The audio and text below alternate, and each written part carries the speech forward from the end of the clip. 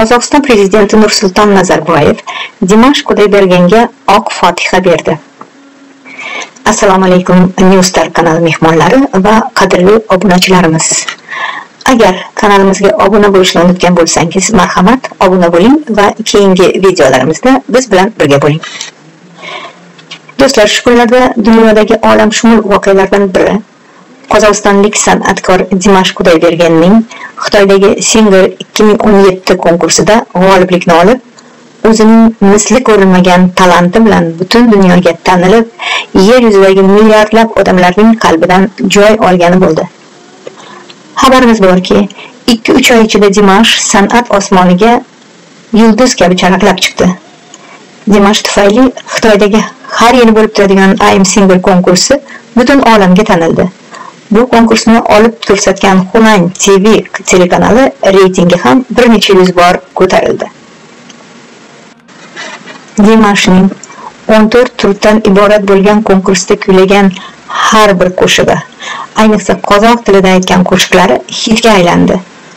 Va ularni nafaqat xitoyliklar, balki uning butun dunyodagi fanatlari kuylay boshladi. Ha, endi butun dunyo ingliz tilida emas, qozoq tilidagi hitlarni kuylay boshlaydi. Demak, Dimash qozoq tilini, uning ajoyib go'zal musiqasini qolaversa, Qozog'istonni butun dunyoga tanitdi. Albatta, bu juda katta yutuq. Avvalambor Dimash uchun, uning ota-onasi uchun va qozoq xalqi uchun. Dimash konkursdan keyin o'z ona yurtiga qaytganida uni butun Qozog'iston xalqi ulkan quvonch bilan olqishlab kutib oldi. U Ostonaga tong saharda uchib kelganiga qaramay, aeroport uni kutib olish uchun kelgan odamlar bilan lim-molim to'lgan edi.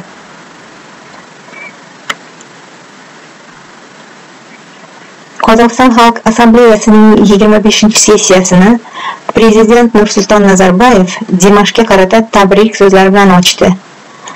Davlatning 100 nafar yangi odamlari deb nomlangan milliy proyektida ro'yxatga birinchi bo'lib Dimash Qudaybергning ismi yoziladi deb aytdi. Prezident shaxsan Dimashni ulkan shuhrat bilan tabriklab, unga kelgusi ishlarida muvaffaqiyatlar tiladi va oq fotiha berdi. Bарлық құтты болсын, қолдаймын, табысты бол, өзіңнің еңбегің бір жағынан, екінші жағынан Құдай берген даусың бар.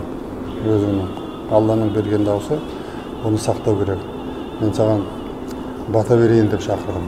Аман есен бол, болашағың жарқын болсын, бақытты бол, қазағыңа, еліңе қызмет етуге Алла күш-қуат берсін, талантың одан ары өсе берсін. Папаңа, мамаңа менен сәлем көрсем айтармын.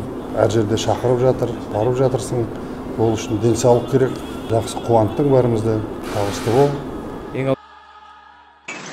Albatta, Dimash Qozog'istonning eng yosh ammo eng yirik figurasiga aylandi. Ofarin. Dimashga omad yor bo'lsin.